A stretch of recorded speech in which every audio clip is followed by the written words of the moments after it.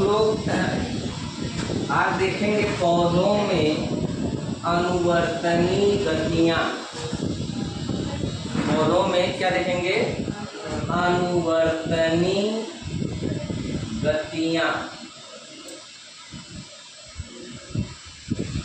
अनुवर्तनी गतियाँ क्या होती हैं? पौधा जो होता है किसी विशेष उद्दीपन के प्रति अपने जड़ और तना आदि की गतियों को क्या करता है? नियंत्रित करता है। इसमें हमको पढ़ना है प्रकाशानुवर्तन। क्या पढ़ना है? प्रकाशानुवर्तन, गुरुत्वानुवर्तन, जलानुवर्तन, जलानुवर्तन, रसायनानुवर्तन,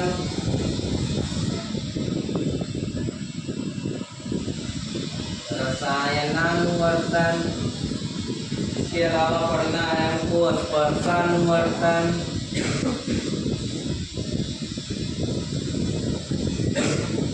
स्पर्शानुवर्तन। तो प्रकाशानुवर्तन क्या है? कि प्रकाश के कारण पौधों में जो वृद्धि गतियाँ होती हैं उनको हम क्या कहते हैं? प्रकाशानुवर्तन।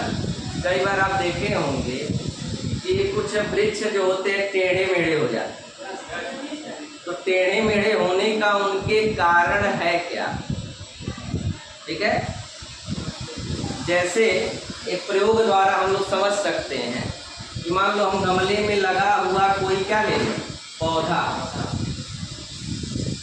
एक पौधा ले लें और ये पौधा जो है सीधे अपना गति कर रहा है, ऊपर की तरफ वृद्धि कर रहा है। लेकिन अगर इस पौधे को हम किसी ऐसे बॉक्स में बंद कर दें जहां एक विशेष मार्ग से प्रकाश आ रहा, समझ गए?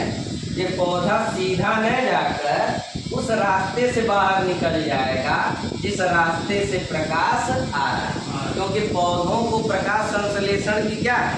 आवश्यकता है। प्रकाश संश्लेषण के लिए क्या जरूरी है? प्रकाश। तो प्रकाश लेने के लिए पौधा जिसको जिधर से ज़्यादा प्रकाश मिलता है उसी ओर वह क्या करने लगता है? वृद्धि करने लगता है। तो वह गति क्या कहलाती है? प्रकाशानुवर्तन।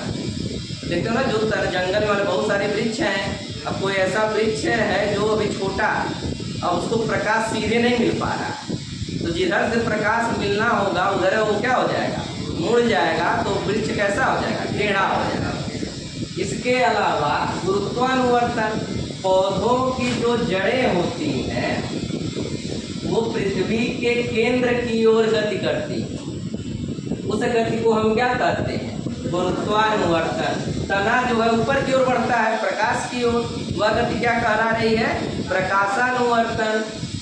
जड़ें किधर जा रही हैं? पृथ्वी के केंद्र की ओर, वह गति क्या कहलाती है? गुरुत्वानुवर्तन।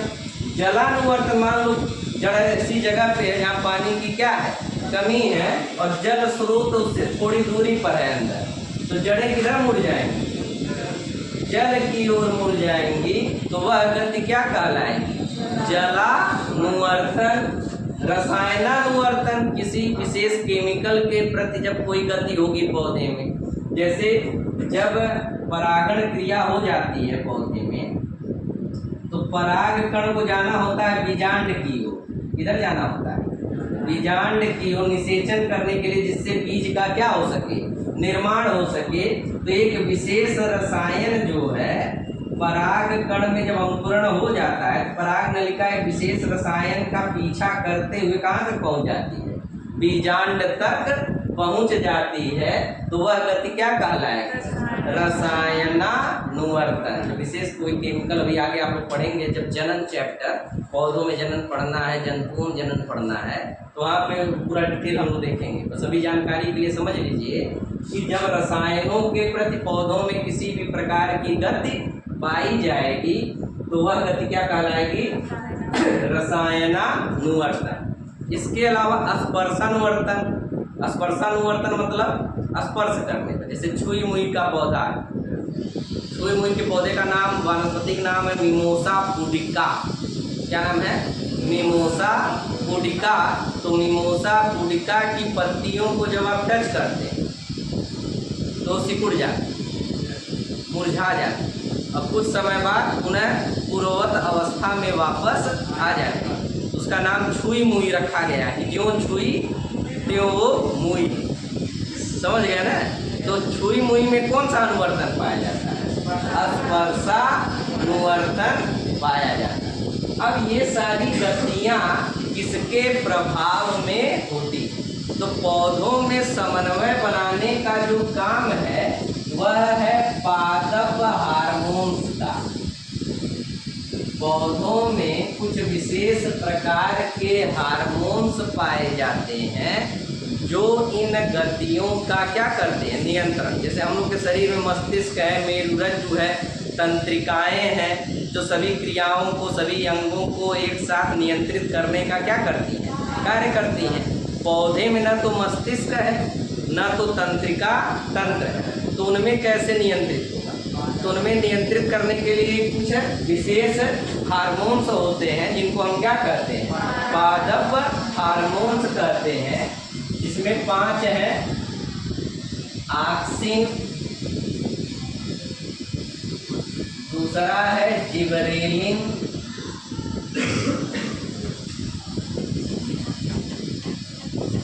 तीसरा है साइटोकाइनिन,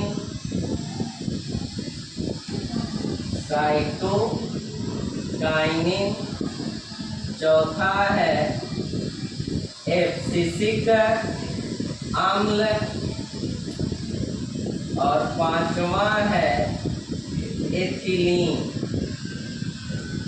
ये 5 पादप हार्मोन हैं, ऑक्सिन, जिबरेलिन, साइटोकाइनिन, एब्सिसिक अम्ल और एथिलीन। अब इन हार्मोन का काम क्या क्या है? ये 3 हार्मोन जो है, ऊपर वाले 3, इनको हम कहते हैं वृद्धि कारक। ये क्या कारक है? वृद्धि कारक। मतलब ये वृद्धि कराने में मदद करते हैं, पौधों की ग्रोथ को बढ़ाने का क्या करते हैं? कार्य करते हैं। और ये जो 2 हार्मोन हैं इनको कहते हैं वृद्धि रोधक। क्या कहते हैं? वृद्धि रोधक। ये वृद्धि को रोकने का कार्य करते हैं। ऑक्सिन जो है, जैसे मान लो पौधे, मतलब पौधा है कोई, तो ऑक्सिन हार्मोन इसके शिखर पर पाया जाता है, ठीक ऊपर। ऑक्सिन हार्मोन कहाँ पाया जाता है? शिखर पर। ये पौधे की लंबाई को बढ़ाने में क्या करता है? मदद करता है। ऑक्सिन हार्मोन का काम क्या है? पौधे की लंबाई को बढ़ाना। इधर प्रकाश की ओर, और जड़ों को गुरुत्व की ओर, गुरुत्व केंद्र की ओर।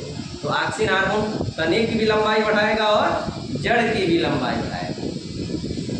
जिबरेलिन हार्मोन जो है, यह पौधों से जो शाखाएं निकलती, इन शाखाओं की वृद्धि को नियंत्रित करने का काम किसका है? जिबरेलिन का। साइटोकाइनिन जो है, ये पौधों की कोशिकाओं में कोशिका विभाजन को नियंत्रित करता है। कोशिका विभाजन नहीं होगा तो कोशिकाओं की संख्या नहीं बढ़ेगी, और कोशिकाओं की संख्या नहीं बढ़ेगी तो पौधे में वृद्धि नहीं होगी। ये तीनों वृद्धिकारक हार्मोन। एब्सिसिक अम्ल जो है, यह जो पतझड़ में पत्तियां नहीं गिरने लगती, ये पतझड़ को प्रेरित करता है। और ये भी जरूरी इस नाते है कि पौधों में उत्सर्जन तंत्र भी नहीं होता, तो उत्सर्जी पदार्थ जो होते हैं वो पत्तियों में एकत्र होते जाते हैं। तो जब उत्सर्जी पदार्थ की मात्रा बढ़ जाती है तो पत्तियों को गिराना क्या हो जाता है? आवश्यक हो जाता है। तो पत्तियों को गिराने में कौन मदद करता है? एब्सिसिक अम्ल। और 5वां जो हार्मोन है एथिलीन, यह एकमात्र ऐसा हार्मोन है जो गैसीय अवस्था में पाया जाता है। किस अवस्था में? अगर क्वेश्चन आ जाए एग्जाम में, कौन सा पादप हार्मोन गैसीय अवस्था में मिलता है, तो उस हार्मोन का नाम क्या है? एथिलीन नाम है। यह फलों को पकाने वाला हार्मोन, फल पकते हैं वो किस हार्मोन, वृक्ष पर फल पक जाते हैं ना, किस हार्मोन के कारण? एथिलीन हार्मोन के कारण। कृत्रिम रूप से भी हम लोग फल पकाते हैं। इस मार्केट में फल आ जाते हैं कच्चे तौर पे, अब इकट्ठे पका दिया जाएगा दिक्कत होगा, थोड़ा थोड़ा पका के बेचते हैं मार्केट में। तो उसके लिए हम लोग पहले यूज करते थे कार्बाइड। किसका यूज करते थे? कार्बाइड का। कार्बाइड एक हानिकारक पदार्थ, तो इससे पके हुए फल भी खाने में क्या होंगे? हानिकारक, हमारे शरीर को क्या पहुंचाएंगे? हानि पहुंचाएंगे। तो अब एक यौगिक बना दिया गया है इथेनॉल, एक लिक्विड के रूप में आता है।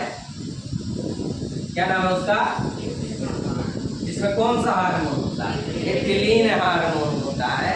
तो पानी में इसको डाल देते हैं इथेनॉल को, और फलों को डुबा डुबा के निकाल के रख देते हैं, तो फल जल्दी पक जाता है। तो ये कम हानिकारक, समझ गया ना? तो इसकी तुलना में किसका प्रयोग करना चाहिए? इथेनॉल। उम्मीद है कि सारा समझ गए होंगे। ऑक्सिन का काम लंबाई बढ़ाना, जिबरेलिन का काम शाखाओं को बढ़ाना, ठीक है। साइटोकाइनिन का काम कोशिका विभाजन को प्रेरित करना, एब्सिसिक अम्ल का काम पतझड़ लाना, और इथिलीन का काम क्या है? फलों को पकाना। क्लियर है इतना? ठीक है। तो आगे जानकारी फिर दिया जाएगा।